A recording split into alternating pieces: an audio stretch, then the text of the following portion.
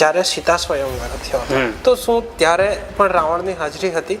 રાવણનું ત્યાં અપમાન થયું હતું ને એ ચાલ્યો ગયો હતો પાછો લંકા, અને પછી જે આ સીતા હરણ કર્યું હતું એમાં કશે ને કશે ઇન્વોલ્વ એ વસ્તુ પણ આવે છે કે શૂર્પણખા એને એવી રીતે કહી છે કે આ એ જ કન્યા છે કે જેનું તારા સ્વયંવરમાં અપમાન થયું હતું. રાવણ પણ આવે છે ને દુનિયાના તમામ યોદ્ધાઓ આવે છે, તમામ રાજાઓ આવે છે.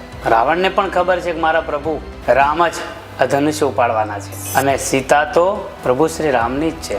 કૈલાસ પર્વતને આમ હલાવી નાખે એટલું પાવરફુલ રાવણ પરાક્રમી હોય તો શું પિનાક ધનુષ્યને ના તોડી શકે? પણ રાવણે જાતે કરી અને એ ધનુષ્યને તોડી નથી. રિયલી એનું યુદ્ધ એ રીતનું કોઈ યુદ્ધ જ નથી રામની સામે, પણ એક દુનિયાને બતાવવા માટે કે રામ અને રાવણનું જે યુદ્ધ છે એ દુનિયાને એક આદર્શ આપવા માંગે છે. ખરેખર એક સ્ત્રીઓમાંથી જ એક ઊભું થયેલું યુદ્ધ છે. એક બાજુ પત્નીની રક્ષા છે ને એક બાજુ બહેનની રક્ષા છે. બંનેના સન્માન માટે આ યુદ્ધ થયું એવું મને લાગે છે. દરેક સ્ત્રીઓએ કોઈના પર આધારિત ન રહે.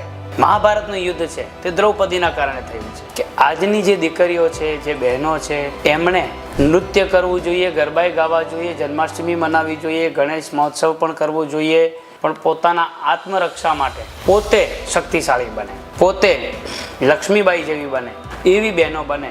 બસ રામ રાવણ યુદ્ધનો આ ભાવ બતાવે છે કે એક સ્ત્રીના સન્માનમાં થયેલું આ યુદ્ધ છે. શૂર્પણખા રામ લક્ષ્મણ પાસે ન ગઈ હોત તો કદાચ આજના સમય પ્રમાણે આ યુદ્ધ ન થયું હોત. ઘરમાંથી એવો પ્રેમ આપવામાં આવે કે બીજે પ્રેમને ના શોધે.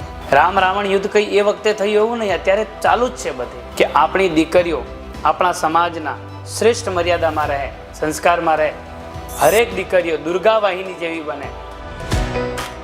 MNH घर सजाए खुशियां लाए.